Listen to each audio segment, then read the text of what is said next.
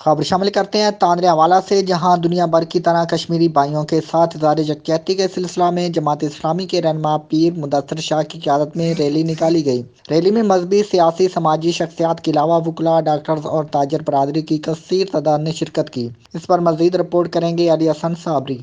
जी, दुनिया भर की तरह तांदल्यावाला में भी मजलूम कश्मीरियों के साथ इजहार यकजहती के लिए जमात इस्लामी के रहनुमा पीर मुदस्सिर शाह की क़यादत में रैली निकाली गई। रैली में इलाका भर की मजहबी, सियासी, समाजी शख्सियात के अलावा वकला, डॉक्टर्स और ताजर बिरादरी ने कसीर तादाद में शिरकत की। इस मौका पर शुरका का कहना था कि कश्मीर हमारी शहराग है, वो दिन दूर नहीं जब कश्मीरी फतह का सूरज देखेंगे।